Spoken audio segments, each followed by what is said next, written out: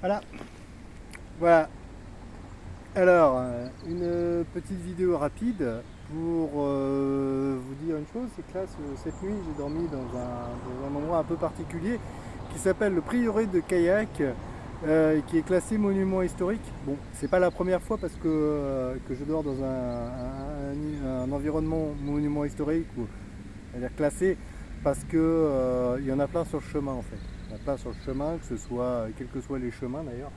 Que ce soit celui du Puy-en-Velay ou enfin, surtout celui du Puy-en-Velay.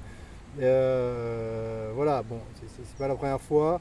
Euh, Fréquenter le patrimoine mondial de l'humanité, c'est un peu, c'est un peu le principe enfin, c'est pas le principe, hein, mais disons que c'est un peu normal sur le chemin de Saint-Jacques-de-Compostelle, qui est lui-même classé. Donc voilà, chemin de Saint-Jacques-de-Compostelle en France, donc les voies en France. Donc là on est au prieuré de Kayak, petite présentation rapide parce que j'ai un gros kilométrage aujourd'hui, j'ai 27 km. J'ai 27 km à faire, 28 même, donc va falloir dropper un peu. Pas le choix, hein. À un moment donné, on a beau me dire ouais, fais attention, enfin, c'est pas moi qui décide des hébergements. Quand tu as 30 km entre deux villages, bah tu dors où? Voilà, problème réglé. Donc voilà, donc, prieuré de kayak qui héberge depuis 800 ans les pèlerins. Donc à l'origine, c'est pour ça qu'il y a une jolie statue de pèlerin, hein, à l'entrée, le pèlerin qui se repose sur le banc. Donc j'ai fait une petite vidéo là, mais bon, je peux pas m'empêcher parce qu'elle est vraiment très belle. C'est typiquement un bronze que j'aimerais bien avoir, pas dans mon jardin et pas sous cette taille-là évidemment, mais voilà, un petit bronze. Là, celui-là, donc j'ai pris le nom de l'auteur, de l'autrice en l'occurrence, puisque c'est une femme, qui s'appelle Danielle Bigata, sculptrice. Et donc, ouais, donc ça c'est typiquement parce que c'est vraiment chouette. Ça s'appelle Le Pèlerin, le repos. Il a marché longtemps, ses veines gonflées en témoignent. Sur le chemin du retour, il fait halte au prieuré de Kayak où il sait que depuis le XIIIe siècle, les pèlerins de Compostelle sont accueillis. Nous offre la sérénité intérieure qu'il a acquise après avoir vécu toutes les expériences de son long périple. Voilà. La prieuré de Kayak qui est ici derrière moi accueille donc des pèlerins depuis 800 ans. Et toujours, le prieuré accueille toujours des pèlerins, puisque c'est ici que j'ai dormi. Je vais récupérer mon sac. Je vais poser. Voilà. Un peu lourd aujourd'hui. Bon, en même temps, je le porte à une main. Hop là, bâton. Et on va rester qu'à l'extérieur, malheureusement. Mais l'intérieur est beaucoup plus moderne. Alors là, ça c'est la partie château là que vous voyez sur l'écran. C'est la partie château parce que bon, il y a une évolution dans le bâtiment, hein. À la base, c'est un hospitalier, c'est un milieu hospitalier, en fait, tout ce qui est accueil, soins. Ça serait aujourd'hui l'équivalent d'un dispensaire, voilà, ou d'un centre de soins pour les pèlerins de cette époque-là. Donc après, il y a eu l'évolution du Moyen-Âge, il y a eu la Révolution qui est passée par là, toutes les choses ont été détruites parce que c'était pas entretenu. Il faut un peu s'intéresser à l'histoire du bâtiment pour en fait arriver à une destruction puis une reconstruction, donc voilà. Et donc ça c'est une partie château. Là on a une église, on va y aller. Alors l'église elle est fermée, mais aujourd'hui c'est plus une église, aujourd'hui c'est une église en fait qui a été désacralisée à la Révolution française et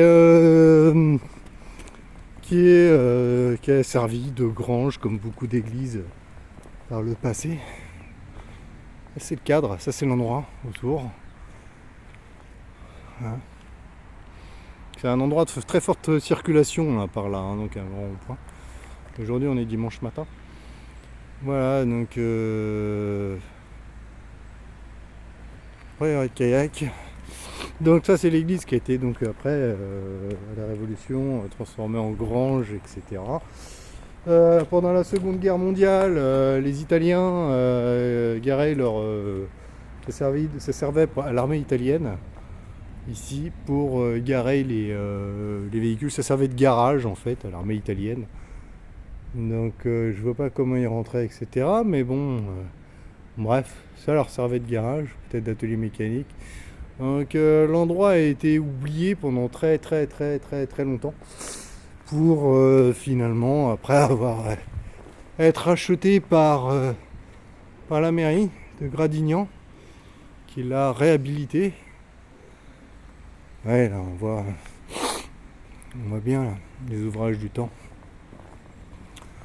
Et qui l'a réhabilité et qui a redonné ses lettres d'hospitalité aux pèlerins. Donc l'église aujourd'hui c'est une exposition, c'est un lieu d'exposition. Donc là on a une exposition d'art qui est en cours. Voilà.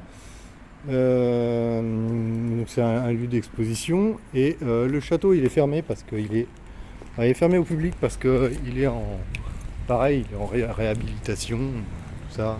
À l'intérieur, il est en réparation quoi, en maintenance, tout ça. Et ça c'est la partie on va dire hospitalière. Voilà. Et donc voilà où j'ai dormi cette nuit. Vous verrez pas l'intérieur, mais de toute façon l'intérieur n'a pas rien de spécial, hein, c'est moderne à l'intérieur, hein, c'est un bâtiment moderne. Voilà. Donc ça c'est la halte Jacquère. Gîte de kayak avec différentes instructions. Après c'est tenu par l'association des Amis de Saint-Jacques-de-Compostelle de Gradignan. Voilà. Et donc c'est ici que j'ai dormi. C'est chouette hein. C'est ici que j'ai dormi cette nuit.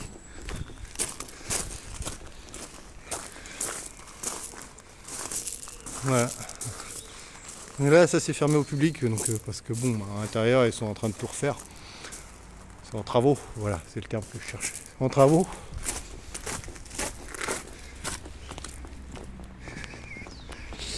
Donc là je vais ressortir, les panneaux sont là-bas, vers Saint-Jacques.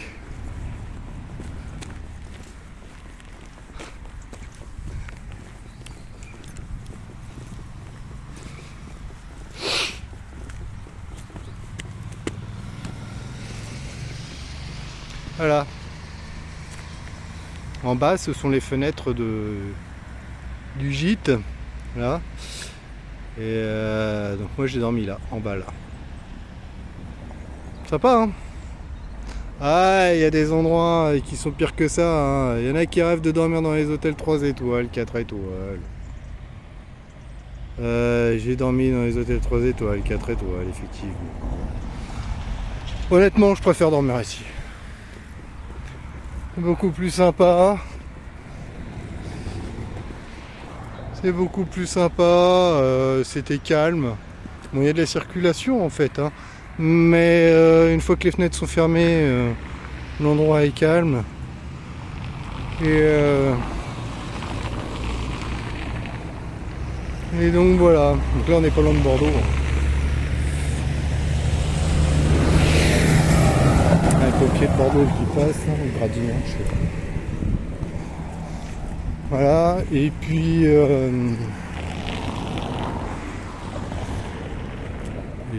voilà, là on est parti pour.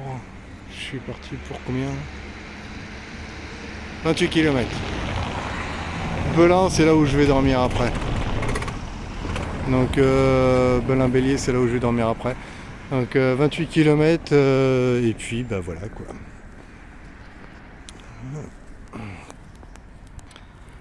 J'essaie de. Pas évident quand t'as toutes les mains qui sont prises. Ouais. Voilà. Bah, l'endroit où j'ai dormi cette nuit. Sympa hein. Ouais. Sympa. Ah il y a des endroits qui sont pires que ça. Hein. dormi dans des endroits qui étaient pires que ça. En plus c'est bien parce que ici j'ai pu faire une machine à laver. J'ai encore de la... Ouais, je fais du 6. En plus j'ai pu faire une machine à laver. J'ai pu laver toutes mes affaires là. J'ai fait toute une machine, un vêtement sec. Voilà, et je repars bien, donc nickel. Tranquille. Voilà. Voilà, voilà, voilà. Allez, à plus.